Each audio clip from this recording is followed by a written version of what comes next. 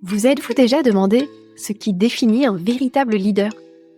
Est-il possible d'allier succès financier et impact sociétal positif ? Je suis Ombeline Becker et c'est à ces questions que nous répondrons ensemble dans Vérité, le podcast où l'entrepreneuriat rencontre la transformation personnelle. Chaque épisode est un pas de plus vers votre transformation intérieure.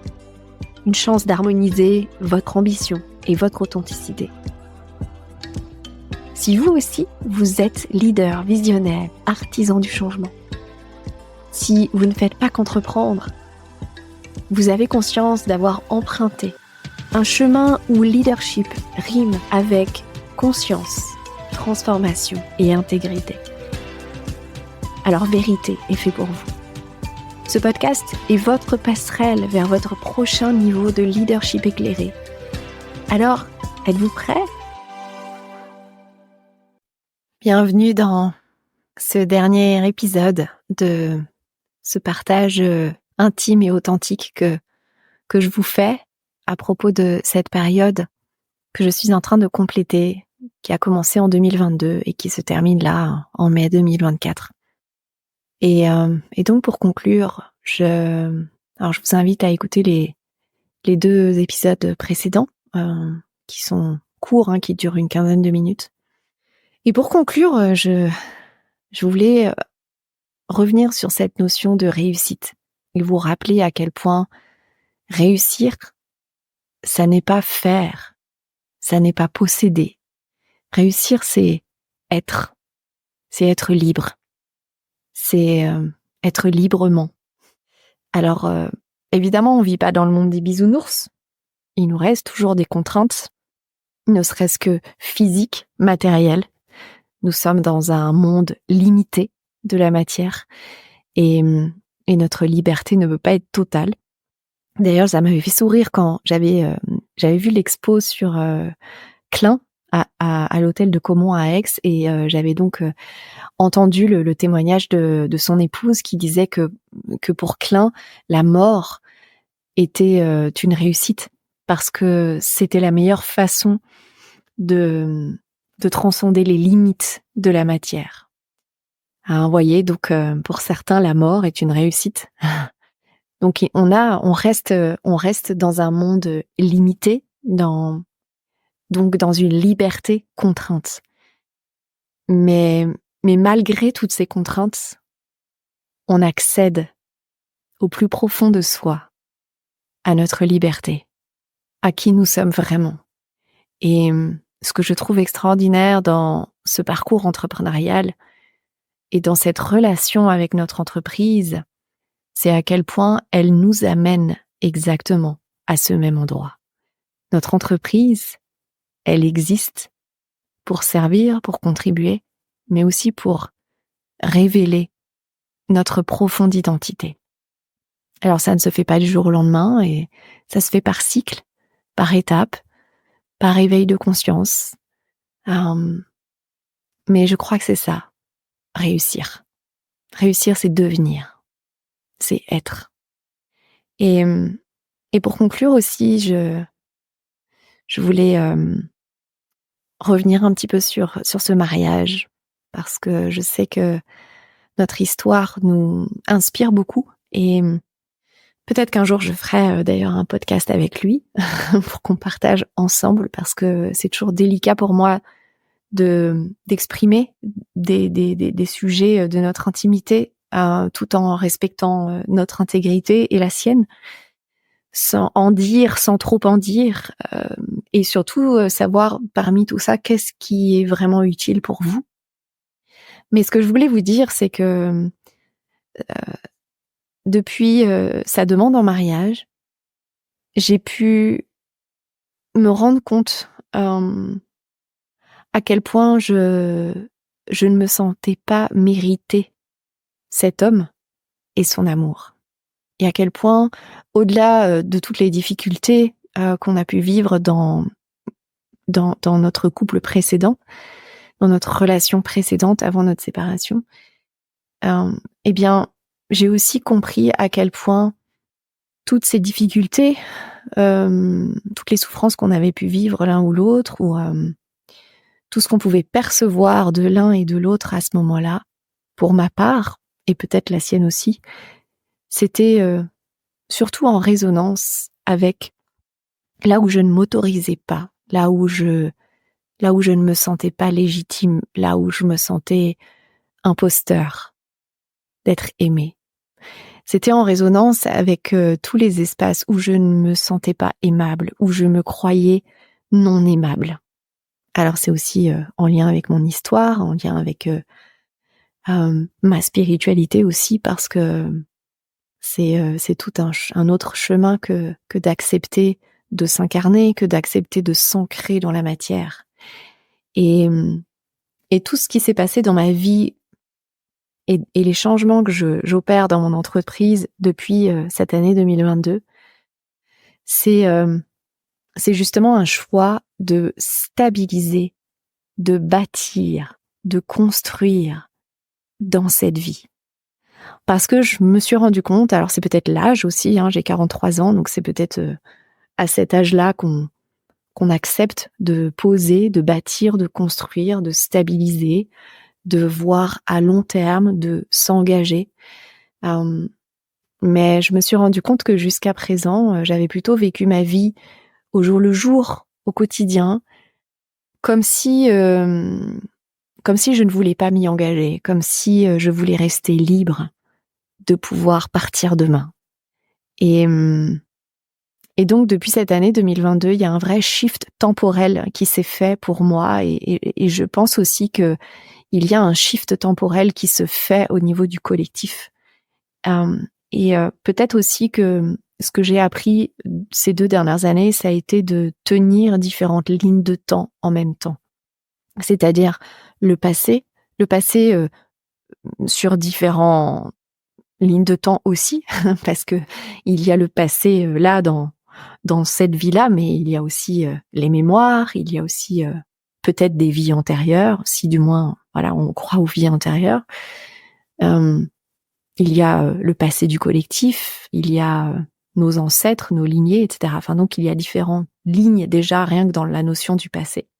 Il y a la ligne de l'instant présent, et cette ligne de l'instant présent, elle peut aussi se décliner peut-être en plusieurs dimensions. Et puis il y a le futur. Il y a cette ligne de temps des possibilités de nos visions, d'un futur qui, selon la physique quantique, existe déjà dans certaines probabilités de l'instant présent. Donc ouais, cette multitemporalité, je pense que ça a été un grand apprentissage de cette période des 2 dernières années. Cette capacité à être maintenant connecté à différentes lignes de temps et à tenir ces différentes lignes de temps et à agir pour ces différentes lignes de temps. Et aussi une multidimension émotionnelle, parce que je pense que j'ai aussi appris ces dernières années à tenir différentes émotions, à accueillir différentes émotions, agréables et désagréables, et à oser créer de l'espace pour toutes ces émotions en même temps. Et ce que j'ai appris aussi en lien avec cette réunion, avec ce mariage, ça a été de voir à quel point la relation à l'autre, et plus particulièrement le couple, c'est vraiment un apprentissage et notre capacité à ne pas tomber dans les polarités. Parce que c'est ça qui est le plus difficile dans une relation de couple, c'est que l'autre est notre miroir, et que souvent les qualités de l'autre ou les forces de l'autre viennent révéler nos défauts ou nos faiblesses. Et c'est ça qui est difficile à digérer. Et pourtant, c'est une opportunité extraordinaire que de revenir à l'acceptation de soi et donc à l'amour de soi. Ça, c'est peut-être mon 3e grand apprentissage de ces 2 dernières années. Alors, si je devais aussi apporter une autre conclusion plus sur le côté entrepreneurial de cette période, je dirais que Ça a été une période très challengeante parce que j'aurais pu arrêter ce que je faisais. Mais j'ai reçu ce nom d'entreprise, j'ai reçu le nom Nous. Et j'aurais pu ne rien en faire. Mais quelque part, ça n'était pas à moi de choisir. Et donc peut-être le dernier apprentissage de cette période, ça a été de m'ouvrir à cette autre dimension, de m'ouvrir à nous, de la découvrir, d'accepter qu'elle soit peut-être différente de ce que je pensais ou de ce que j'avais bâti jusqu'à maintenant. J'ai eu peur aussi parce que Nous est très spirituelle et elle est affirmée dans sa spiritualité.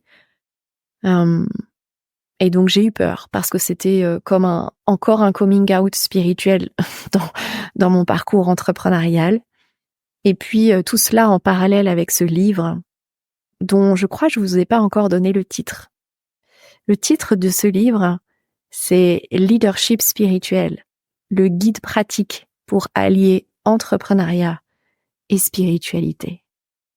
Et voyez comme tout ce que je vous ai partagé dans ces 3 petits épisodes ne parle que de ça, de comment revenir à cette profonde spiritualité, comment réunir toutes nos dimensions, comment être dans notre intégralité. Et tout ce chemin n'a été que le chemin de l'amour. Parce que ce que je ne vous ai pas encore dit, c'est que en septembre 2022, j'ai posé une intention. C'est de m'aligner au prochain niveau de mon pourquoi. Mon pourquoi, c'est l'amour, dans toutes ses dimensions, dans toute sa puissance. Et j'avais précisé à cette époque m'aligner à l'excellence de l'amour. Et voyez comme toutes les facettes de ma vie se sont mises en œuvre, se sont mises en route, se sont mises en mouvement pour remettre l'amour là où il n'y était pas ou là où il n'y était plus. Et par rapport à mon entreprise, par rapport à Nous, finalement, ce qui s'était passé jusqu'à présent, jusqu'à cette période-là, c'est que j'avais bâti cette entreprise et cette activité sur inconsciemment le paradigme où je n'étais pas aimable, sur ces croyances que je ne méritais pas de recevoir et d'être aimée.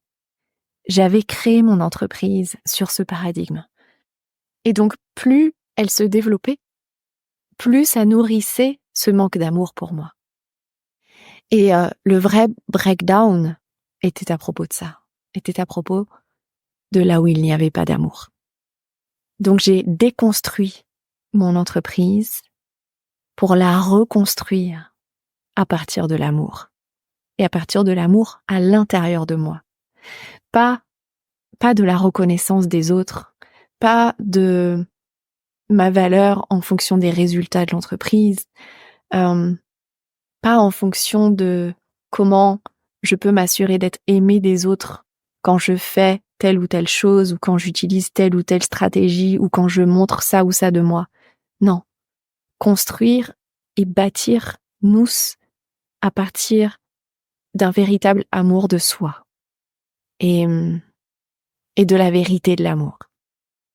Si vous aussi, vous êtes prêts, vous êtes prêtes à aller de l'avant sur ce chemin de l'amour, à remettre l'amour, la foi et votre intégrité au cœur de votre réussite entrepreneuriale, au cœur de votre vie, au cœur de votre entreprise, alors je serais vraiment très heureuse de poursuivre cette conversation ensemble. Rendez-vous sur le site nous.cio ou alors directement par email ombeline@nous.cio. Je vous embrasse de tout mon cœur et un immense merci pour tous vos retours suite à ces partages intimes que j'ai osés dans ce podcast Vérité. À bientôt. Merci d'avoir écouté cet épisode. Restez à l'écoute pour découvrir des perspectives révolutionnaires et des conseils pratiques qui transformeront votre approche du leadership et du succès. À très vite pour cette saison 2.